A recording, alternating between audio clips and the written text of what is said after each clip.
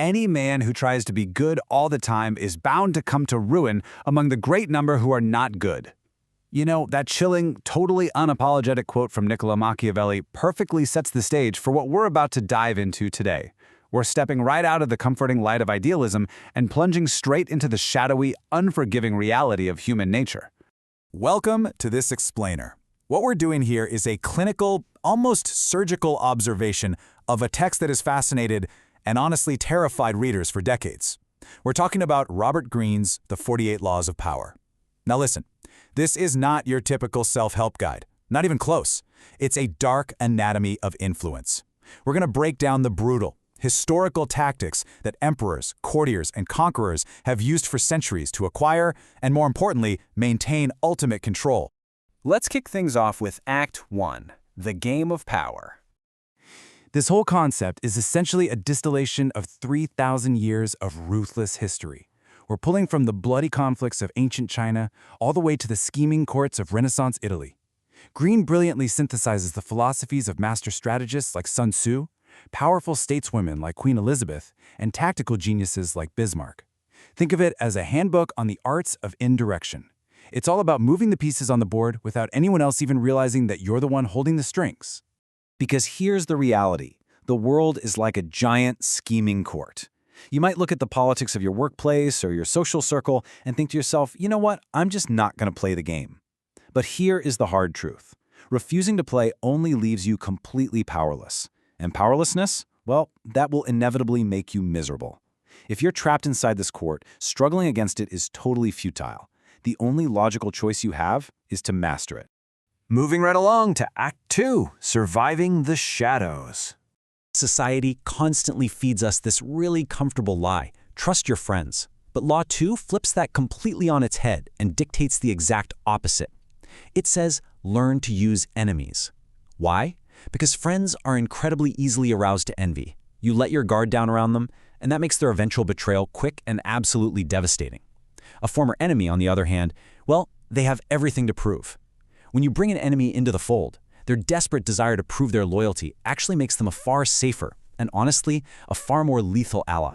And that brings us to arguably the most primal survival tactic of the whole bunch. Law 1, never outshine the master. I know, it is incredibly tempting to show off your talents, right? You want to impress the person in charge, but doing that almost always sparks their lethal insecurity. Masters must feel comfortably superior. If you burn brighter than they do, you inspire fear, and they will absolutely crush you just to protect their own ego. So you have to master the art of hiding your brilliance in the shadows. Then there's Law 18, which tells us that isolation is dangerous. When we feel threatened, our gut instinct is usually to build a fortress and retreat. But we're social creatures. Building walls cuts off your intelligence network and actually turns you into a highly visible, paranoid target. Look at history for a second. Louis XIV didn't hide. He built Versailles specifically to place himself at the absolute chaotic center of all activity. And the Roman statesman Cicero, he mingled everywhere so he could map out the networks of the aristocracy. Power literally requires constant circulation. Which brings us nicely into Act 3, Mastering the Unseen Strings. So let me ask you something. Why do we crave independence so much? From a super young age, we're taught that being totally self-sufficient is the ultimate goal. But when you really look at the ruthless calculus of power dynamics, is true independence really what you want? Or is it just a grand illusion that actually leaves you isolated, exposed, and vulnerable to attack? Well, Law 11 provides the perfect antidote to that trap. Learn to keep people dependent on you. True power isn't about being a lone wolf on an island. It's about weaving yourself so incredibly deeply into the fabric of someone else's existence that they literally cannot survive without you. You become their intelligence, their spine, their single most irreplaceable asset. Because when the master relies on you to function, guess what? You're the one actually holding the power. Yet, while you're making others depend on you, you have to remain elusive yourself. Queen Elizabeth I famously said, "I would rather be a beggar and single than a queen and married." This is the essence of Law 20. Do not commit to anyone. The Virgin Queen cultivated an aura of absolute, untouchable power through profound emotional detachment. The second you commit, you lose your magic. But by holding back, you transform into an object of obsessive desire and command ultimate respect. History actually gives us a masterclass in this kind of detachment. It's known as the Alcibiades tactic. Back during the Peloponnesian War, this brilliant Greek statesman, Alcibiades, found himself totally trapped between the warring factions of Athens, Sparta, and Persia. But rather than just picking a side and committing, he baited all of them with the promise of his allegiance. By staying inwardly free from those emotional entanglements, he kept all the cards. His power absolutely skyrocketed, specifically because he refused to be anyone's lackey. Now, things are about to get incredibly dark as we enter Act 4, The Arts of Annihilation. Picture this. A priest visits the dying Spanish statesman and general Ramon Maria Narvaez. The priest gently asks, "Does your excellency forgive all your enemies?" And Narvaez delivers this cold, chilling reply, "I do not have to forgive my enemies. I have had them all shot." That level of brutal objectivity perfectly establishes the intense life-or-death stakes of the world Greene is describing. And that is the very core of Law 15. Crush your enemy totally.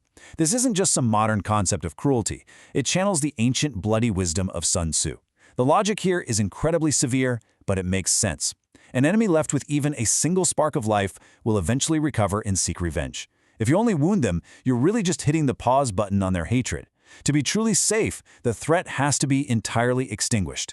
Because in this shadow world, necessity rules everything. Having power strips away the luxury of mercy.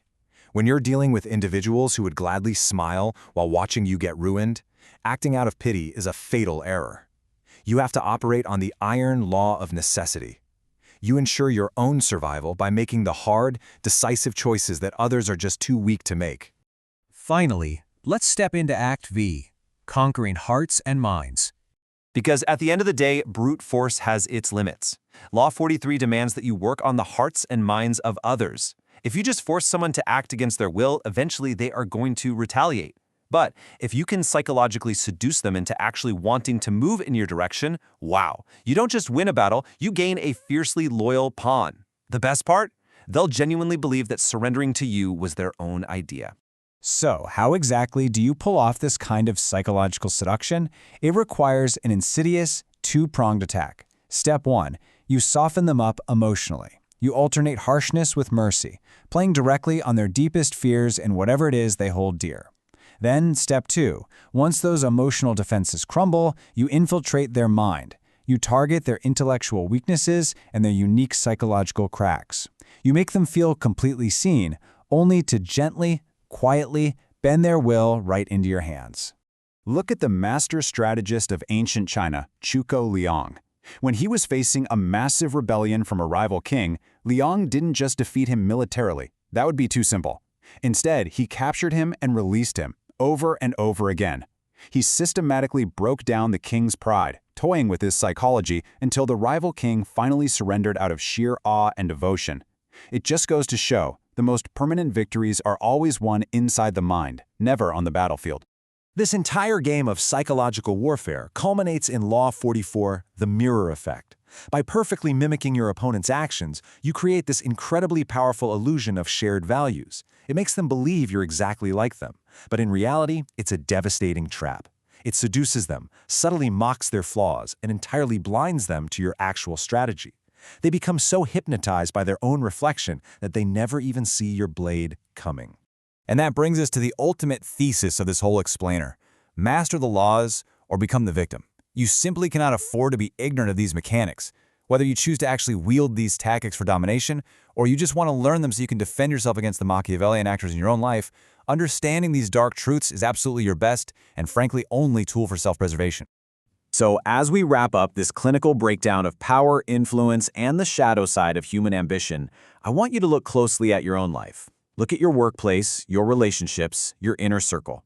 Ask yourself, are you the master of the game pulling the strings safely from the shadows, or are you just another pawn on someone else's board? Thanks for joining me on this explainer. Stay sharp out there.